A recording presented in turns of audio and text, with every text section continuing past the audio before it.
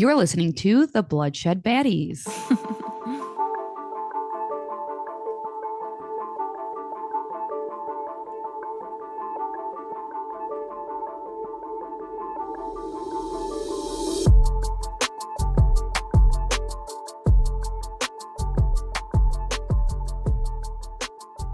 Hi, I'm Lex, And I'm Sam. and we are the Bloodshed Baddies. Hello, baddies. Good today, baddies. Hope you're all having a good today. Yes. So, Sam, I have a question for you today. Shoot. I want to know who is the hottest cartoon character? Okay. As a woman, Kim Possible is Oh, I didn't even think of beautiful. like a woman one. Yes, Kim Possible definitely takes the cake. Yes, I love her. And then I don't watch many cartoons. Tell me Do you your want me to boy. do? Yeah. Yeah. Okay, so mine 100% since I was little is definitely Aladdin. Oh, girl, Aladdin yes. is so hot. But I have another one who's we didn't watch as much, but we still watched the show. And I think he flies under the radar because he's a babe. Danny Phantom. You know what? I will 100% give that to you. Danny Phantom was very cute. Aladdin, I think, is all time. Like, Aladdin is the hottest of the princes for sure. For sure. I almost thought you were going to say Johnny Bravo, but that's not really my type. It's not really my type either, but But he's a bro. yeah. Yeah. Yeah, I'm going to steal Aladdin. We have the same taste in men. We do. Actually, we don't. Our boyfriends look vastly different, or our significant others. If you guys saw a picture, you'd be like, not at all. But trying to think of any other cartoons. When I was in like third or fourth grade, one of my friends told me in secret, in confidence, that she had a crush on Ash Ketchum from Pokemon. Oh, And another I good one. told everybody, I told the whole class. Lexi, that poor girl. I know it was mean. I didn't mean to. I was just a blabbermouth. I wasn't doing it to be mean. I was just a blabbermouth. Ash is Still another good am. one. He wouldn't say. So, okay, real quick, what's your favorite cartoon ever? Like movie or TV show? Ever. Ooh, ever. Okay. I think I really, really like Lilo and Stitch. Oh, that's a good one. I really like Lilo and Stitch. And then Beauty and the Beast was my favorite when I was little. As an avid reader, I relate to Belle on every level. So, Also good. If I'm doing movie, one that I've seen recently that's so good is Moana is so good. It's so Moana funny is and good. cute. Good music. And then TV show wise, SpongeBob, obviously. I was just going to say, I forgot SpongeBob. Like, SpongeBob is the best of the best. We were obsessed. I often make SpongeBob references at work and no one knows what I'm saying. I would cry because I make SpongeBob references on a daily, and I love when people are like, My favorite will always be Bubble Buddy likes bendy straws. my favorite episode is the Bubble Bowl. Oh, that's a good one. I like the one where he does the fine dining for Squidward and he has to think of Oh, it, clear his mind of anything but fine dining. And then they ask his name I and he's forgot like, about that one. Beef Wellington, the fork on the right. What a good they look a little bit different now. They like redid No, they're SpongeBob. creepy now. I don't Yeah, like it. go back to the old way. Yes. But a good start to our pod for a very depressing case. Oh no. Are you ready to get into it? I am. So today's case is from another one of my work besties, Monica. Hi, Monica. Hi, Monica. And she told me about this case because she is an avid reader, just like we are, Lex. And she's also a listener of the pod. So she told me about this book called The Savage Side by Tiffany McDaniel, which is a fictional story based on the real case I'm about to tell you, baddies, which is the Chillicothe Six. I've never heard of this. It's insane. I can't believe we never have. Side note about the book, really quick. It is a really, really great book. Just a warning though, it's extremely depressing, but it is beautifully written. So I highly recommend it if you don't mind a sad story and if you take an interest in this case. And we all know Sam loves a sad book. I do love sad books, but let's get started. So, Chillicothe is a small Ohio town located roughly 50 miles south of Columbus, Ohio. Chillicothe was actually once known as Ohio's first capital. It's an industrial city known for a huge paper mill that generations of family worked at, but unfortunately, the city has turned pretty dangerous and there is a huge drug epidemic happening. The Chillicothe drug dealers get their drugs mostly from Columbus, which also suffers from a huge drug epidemic as well. And this is such a sad statistic. But in 1998, cheap black tar heroin began arriving in Columbus. 10 years later, fatal drug overdoses surpassed car crashes as the leading cause of accidental death in Ohio. What? How insane. That's horrid. Drugs, unfortunately, play a huge part in this case. And from 2014 to 2015, the time of this case, more Americans died from opiate addiction than died in the entire Vietnam War. Oh my God. And Ohio at this time led the nation in opiate overdose deaths. Holy moly. I believe Ohio is now the third, with West Virginia at the lead and New Hampshire second. But honestly, just really, really, really, really sad. So, like I've been saying, this was honestly a very depressing case to research because unfortunately, drugs play a huge role in this case. The Chillicothe Six are six women who are all connected in some way and actually all knew each other in some way as well. Like they ran in the same circles, they went to the same parties, or even were in jail together at some point. Oh, wow. These six women went missing in the course of just a little over a year, which is wild. Now, because of their drug addiction, these women supported their addiction with sex work. And because of both of those things, we will see police officers and people who are kind of just like, well, this is the lifestyle they chose and brushed off their disappearances, which is just so awful. I feel like that happens so much. They're like, oh, they live a high risk lifestyle. Oh. Like, okay, they're still freaking human. Exactly. Exactly. There also is unfortunately not a lot of information out there, and some information had different dates or details. Also, we will see some of these women weren't officially reported missing right away, and there were a lot of rumors circulating. But I tried to keep the information as accurate as I could, so I hope I did these women justice. But the lack of urgency from the police, the conflicting information, or the fact that there are not a lot of sources is really awful because these women were humans. They are daughters, they are sisters, they are friends, and they are moms, and they just deserved more. Some of the women were never found, and some of the women were. So while I tell you their stories, I want you, Lex, and all you baddies to think, are these cases actually connected? Could it be a serial killer and one or two people targeting these women? Or could these cases all just be unfortunate separate incidences? But because there's a lot to unpack here, this is going to be a two-parter, Lex. Our first ever two-parter. So we will finish this case next week. But this first part will focus on the six women and their stories. And then part two will dive into leads, theories, and rumors. Last warning, the case of the Chillicothe Six is very depressing. But are you ready, Lex? I'm very interested now. So, yes. Okay. On May 18th, 2014, the first woman of the Chillicothe Six is reported missing. Her name is Charlotte Trego, and her mother is the one that reported her missing. Charlotte was born June 5th, 1986. Growing up, Charlotte loved playing in the nearby creek and climbing trees. She was a little tomboy and super outgoing.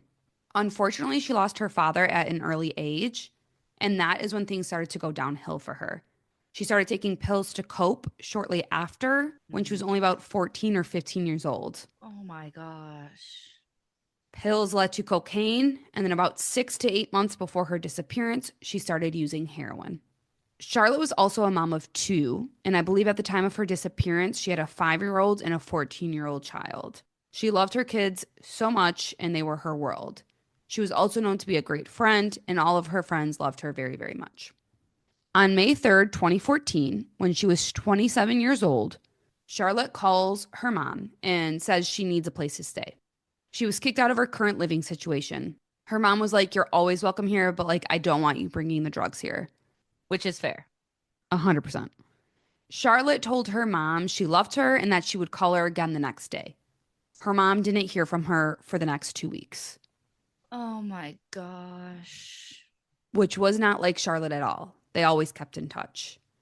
Now, Charlotte was in active addiction at this time, so could be why she wasn't in more contact with her mom, because although May 3rd was her last time contacting her mom, we will see that some believe, even with her mom reporting her missing the 18th, that Charlotte didn't actually disappear until the 21st. Okay. But the 18th of May, her mom goes in to report her daughter missing. And when she did, Charlotte's mother was told, quote, "Girls like that disappear because they want to." Stop it right now. Yeah. Girls like what? That's what I would say. I would literally look at the police officer and I would say, girls like what? Her mom did. She asked for clarification. She says, "What do you mean by that?"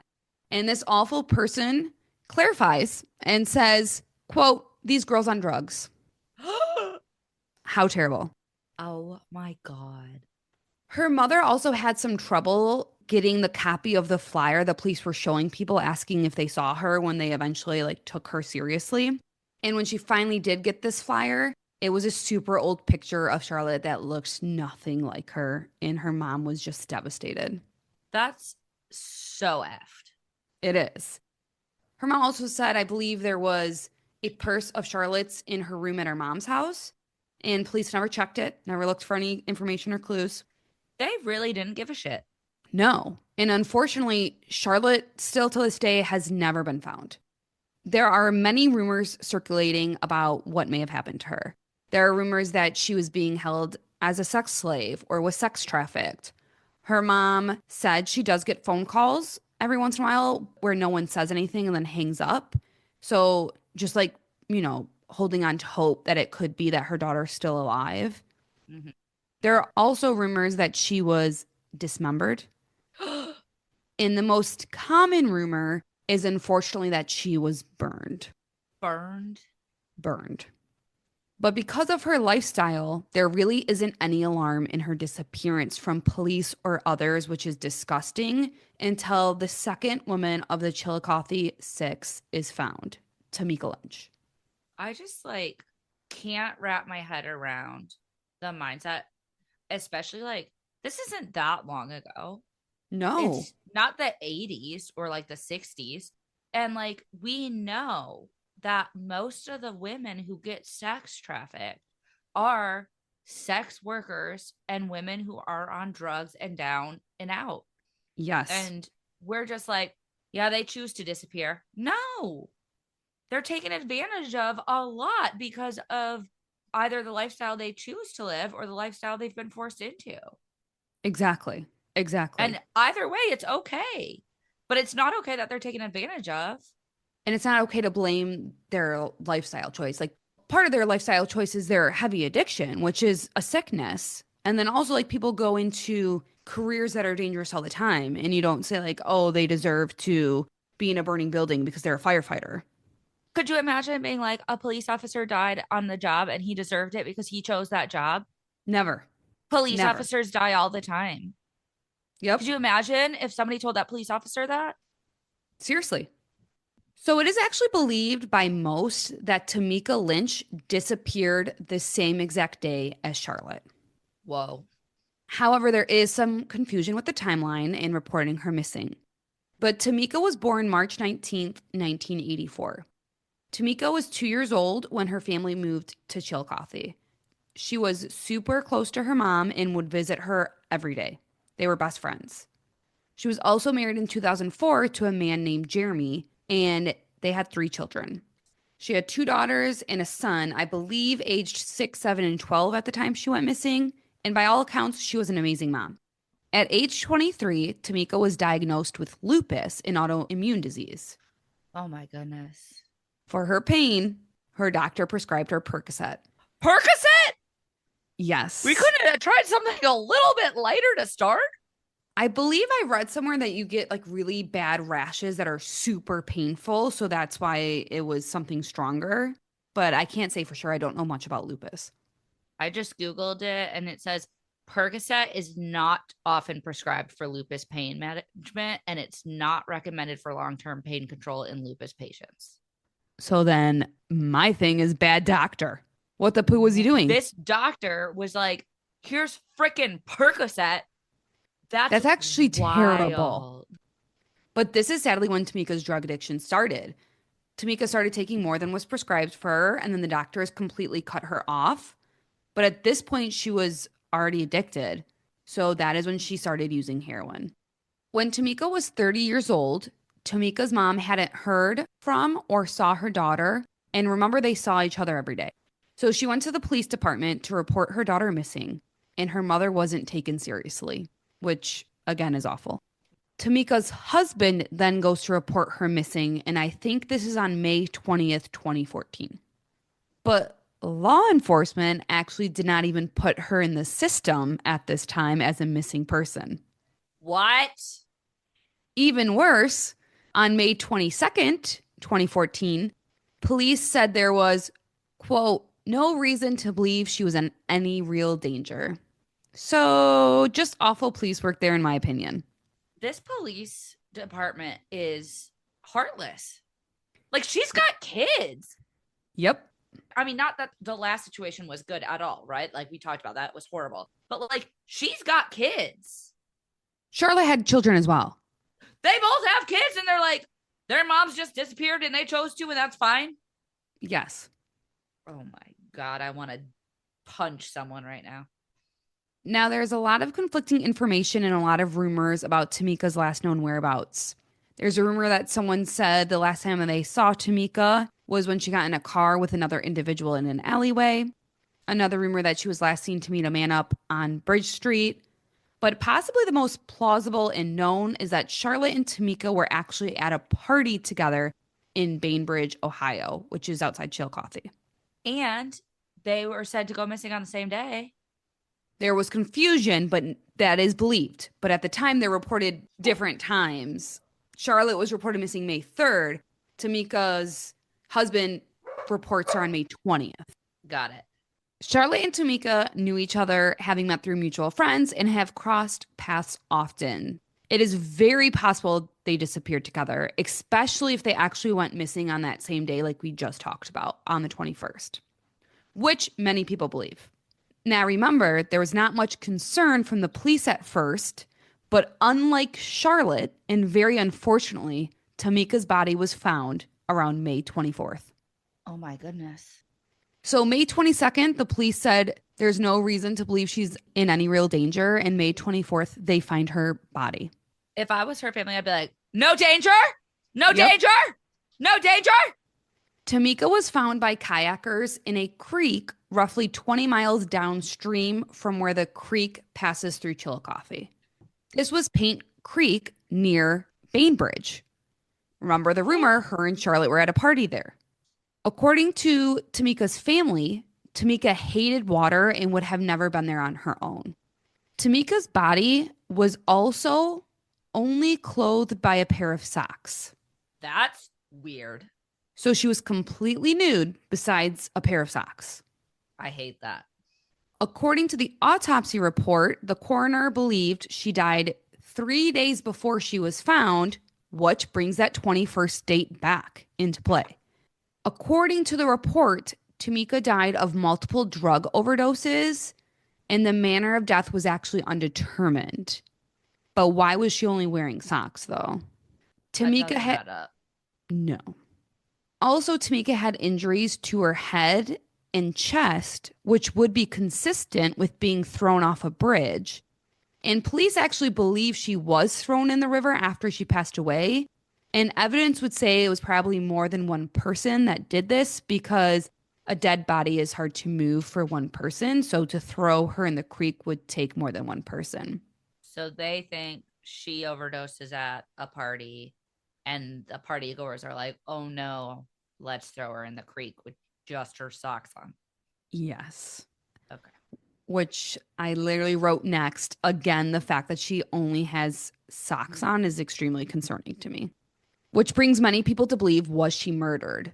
Was she possibly given a hot shot of heroin, which is a purposeful dose to kill someone?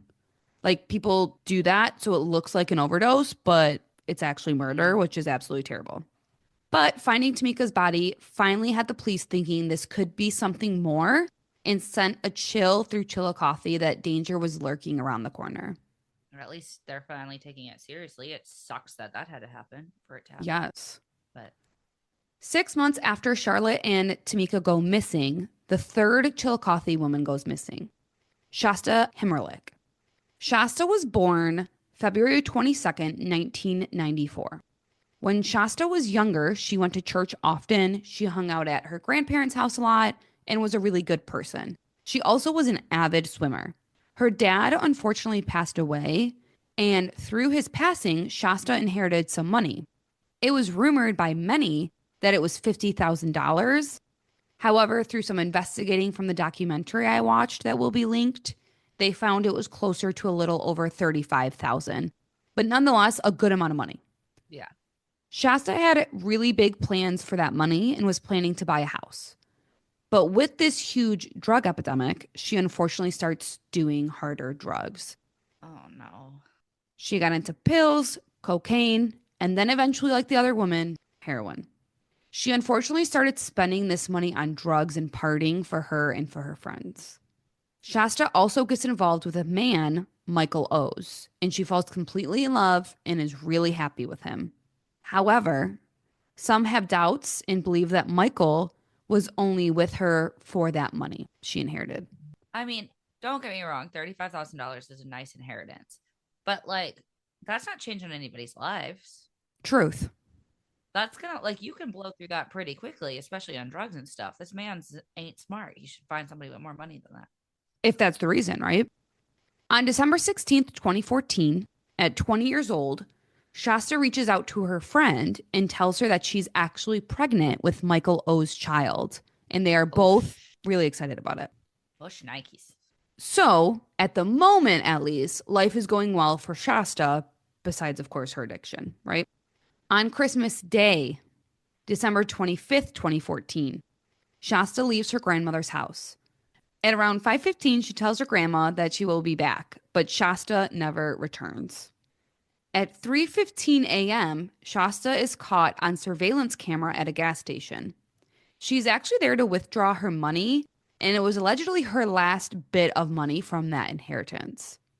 At 7:32 a.m., they find her vehicle. It is at an intersection by the Higbee Road Bridge.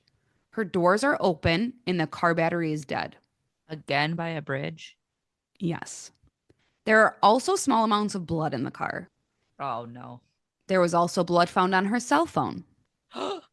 Her shoes were placed side by side on top of the bridge, What? which is very odd. Very odd considering that the other one only had socks on. Didn't put that together, and that's also extremely odd. Something interesting to note, when she goes missing, a bunch of her friends go out looking for her, and allegedly Michael O's, her boyfriend, does not. Oh. He is allegedly at a house party partying. Also, a few days later, someone goes to his house to collect Shasta's things, and there was already another woman in his bed. If he was in it just for the money, that's not surprising. Another interesting thing about Michael O's, his previous girlfriend actually passed away from a drug overdose the year before, and he has a lot of past criminal activity. Oh, interesting. Yes, like you mentioned, the inheritance is something to remember, which is very interesting. And with all this shady stuff, the police do talk to Michael. And he said the last time he talked to Shasta was 3 a.m. Shasta wanted Michael to stay with her since it was their first Christmas together, but he wanted to go somewhere else, and he did. His alibi was allegedly confirmed, and I think he did a lie detector test as well, and he passed, so he was no longer considered a suspect. 8 days later, very unfortunately, searchers found Shasta's body in the Scotia River about a mile south of Higbee Bridge. This is too weird, too coincidental. This river seems to be on the other side of Chillicothe from where Tameka's body was found, roughly 37 miles away. Oh, wow. There were no defense wounds. There were, however, hesitation marks on her arms, like superficial cuts that was said that she possibly did herself, but no external signs of fatal injury. Her death was ruled a suicide drowning. No, it was not. Why would there It be blood was. on her cell phone? Why The would her main, shoes be lined up on the bridge? You don't, that's what, if you're considering committing suicide, you don't take your shoes off and line them up side by side on the bridge before you jump off. You don't care about that shit. a lot of people said that in the documentary. The main reason for this assumption is her last text to Michael O's, which read, quote, "I'm sorry I loved you so much." Okay, that is weird. It is a tad weird. However, it doesn't make sense to a lot of people. For one, the river she was found in was about only 3 feet deep. If she did What? jump from the bridge, how was there not injury to her body? Oh, no, no. This is not a suicide. At least it's not a suicide in the fact that you jumped off a bridge and drowned. 3 feet? Why would you jump in a 3 feet river? Remember, she was also an avid swimmer. So people don't think this is how she would have done it if that was her goal. People on the documentary said if she's an addict and she did want to die by suicide, addicts would most likely do a drug overdose, a less painful way to go. Shasta was also pregnant and remember very excited about it. This leads most people to believe this was a staged suicide and Shasta was, in fact, murdered. Around 3 days after Shasta disappeared, around December 28th, 2014, so before Shasta was found, Wanda Lemons, the fourth Chillicothe woman, is reported missing. That's the cutest name ever. Wanda Lemons. I Isn't it love so it. cute? It is. So again, while people are looking for Shasta, another Chillicothe woman disappears.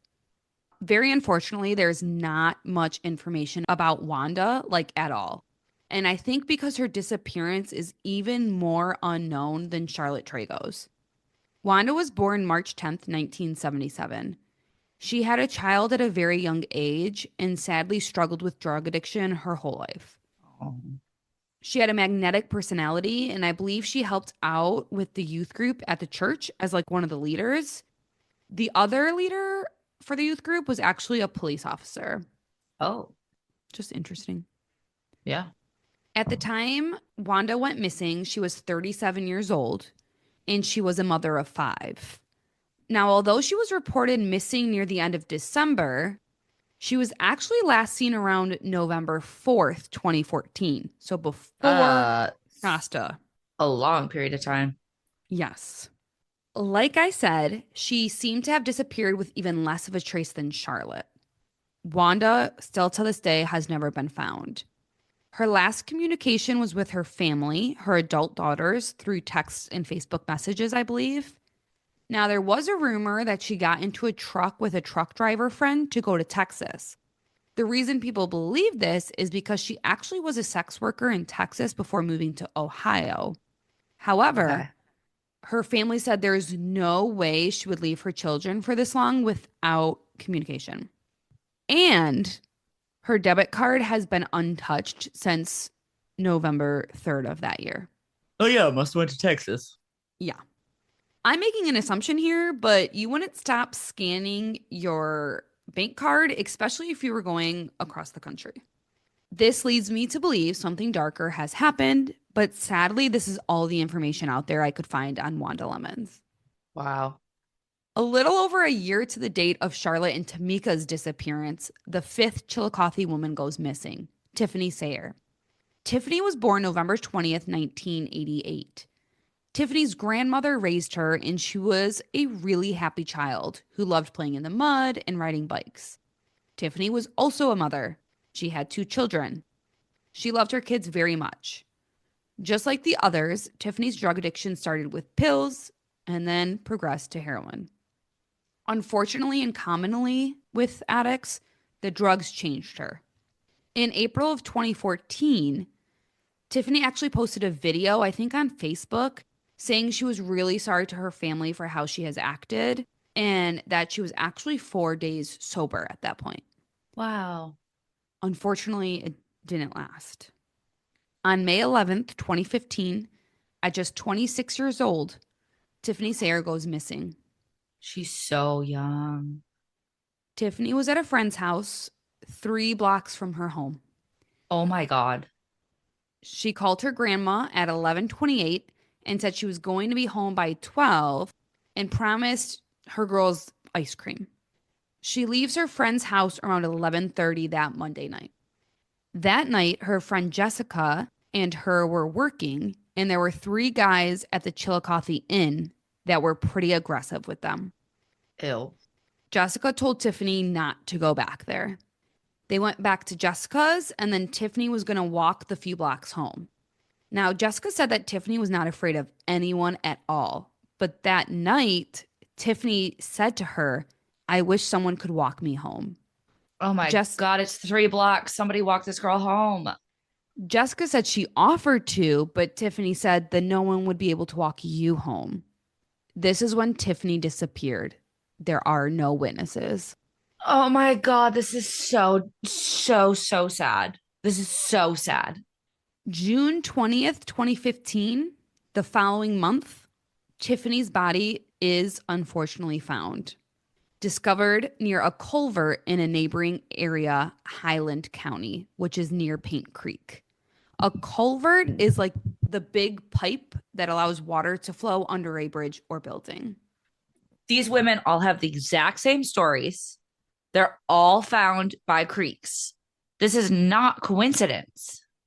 This is also not far from where Tameka's body was found, like only a couple miles. Oh my God. She was partially clothed, wrapped in a sheet, and I believe I read there was either some duct tape on her or a roll of duct tape near her, but no traumatic injuries were found. Did somebody say this was a suicide too? She wrapped herself in a freaking sheet and jumped off a bridge? It was also observed that her body was dumped after some time, kind of like Tameka's. So this is not where she was believed to have died.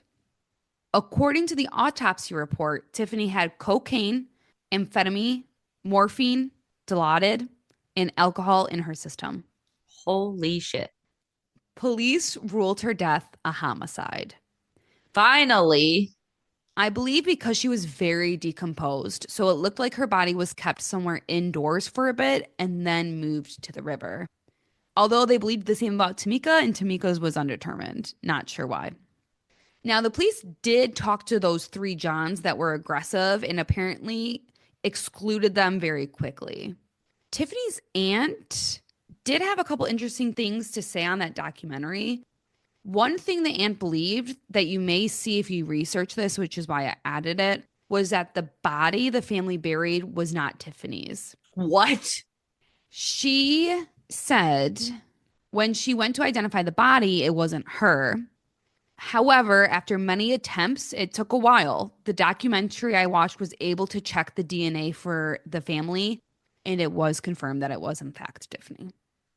And it's probably just like really hard to believe, especially like if it was super decomposed. Yes. Not how you want to imagine your niece. Another thing the aunt said is that a lady she never saw before came up to her and Tiffany's kids after the murder. This woman asks the aunt, are these Tiffany's children? And the aunt said, yes. And the unknown lady told the aunt that she was in the Chillicothe Inn the night Tiffany went missing and could hear a girl screaming for her life. She has no proof that it was Tiffany, but told the aunt she called the police 3 different times that night. Oh my God. There was, however, no record of a phone call coming from the Chillicothe Inn that night. Although it was ruled a homicide, Tiffany's murder is still unsolved. Timberly Clater is the last of the women that make up the Chillicothe Six. Timberly was born January 20th, 1977. Timberly was very outgoing. She did what she wanted to do. She was a little spicy sometimes. Timberly started using when she was about 17 or 18 years old. She got in a bad accident and was prescribed painkillers. Ugh. Now, at first, just like the others, it was painkillers only, but then it progressed to heroin. Timberly was also a mother of 5 children. In 2015, just a few months before she went missing, Timberly was wanting to be done with all of the drugs and she wanted to get away from it all and distance herself. Unfortunately, she didn't get the opportunity to do this. On Friday, May 29th, 2015, there was a call to the police. Someone saw blood in the parking lot of the old Maysville Dairy Bar. This was off Trego Creek Road and 5 miles south of Chillicothe. They went over to check it out and saw a 38-year-old deceased Timberly Clater laying in the weeds. Unlike the others, she wasn't found in the water, and Timberly was shot. She had multiple gunshot wounds to the head. Because she was very clearly murdered compared to the other women, I believe her murder is taken a little bit more serious, for lack of a better phrase. And through the investigation, the last person Timberly Clater was seen with comes in to be questioned. And we will see that this person has possible connections with the other women as well. And baddies, that is where we are going to stop today. Oh, I have so many questions. So next week we'll talk more about Timberly Clater, who she was last seen with. We'll talk about the other rumors and theories and the other possible women connected to the Chillicothe Six. Oh But just my goodness. a tragic case. And Lex, I kind of want to know, what are you thinking right now? Are these connected? Do you think it's a serial killer, individual events, actual drug overdoses? Where's your head at? I definitely think the first five are connected somehow, some way. The sixth one, I'm not as sure about. It's just such a vast difference from the other ones. I do think drug overdoses are involved. I don't think they're purposeful by that person, and I don't think they're just like, oh, I accidentally overdosed at a party. I think they're more sinister than that. I think something sinister is going on throughout. I don't want to say too much because obviously I researched part two, but I do think that like Chillicothe was going through that huge drug epidemic. There were so many drugs going on in Chillicothe that there are just unfortunately not good people. And it is possible these could all be connected, and it's possible they all could just be different terrible events. But I do think that it's not as simple as, like, I definitely think Shasta did not commit suicide. I definitely think it's not just drug overdoses. I think it could be like those hot shots, or like you said, something more sinister for sure. It's definitely somebody that was like in this drug community Yes, that's connected to all these people.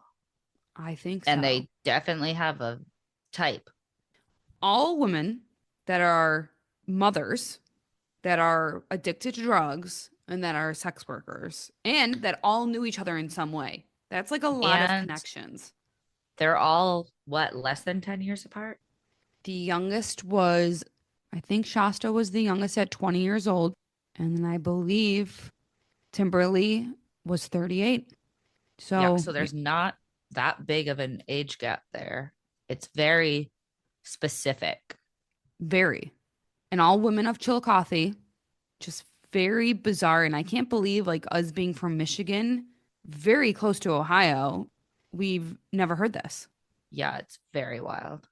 It's very sad that there's like not a lot out there because, again, these women had different lifestyles, and it's not a case like, I don't know, like a Gabby Petito case or something where the whole Yes. nation stops everything. It's, oh, well, they were addicted to drugs, and it's sad. It's Yep. terrible. Yep. Well, thank you so much for listening. Please follow us on whatever platform you are listening on. And if, hey, you're feeling spicy, go follow us on a couple other platforms too.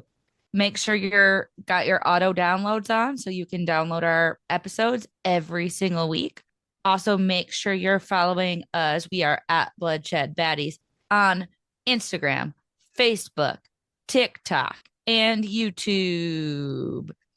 And if you are feeling so inclined, please leave us a nice review on any platform. Go interact with our stuff. It helps us help you. Send us an email with a case suggestion or a story to bloodshedbaddies@gmail.com, or just to say, what up, baddies? Don't forget our intro music was made by Cousin Vinny. If you did not listen to last week's episode, you should. He was the guest star. Tell a friend, tell coworkers, tell your neighbor, and tune in next week for part 2, where we're going to dive into suspects, rumors, and everything else. Bye bye. Love you.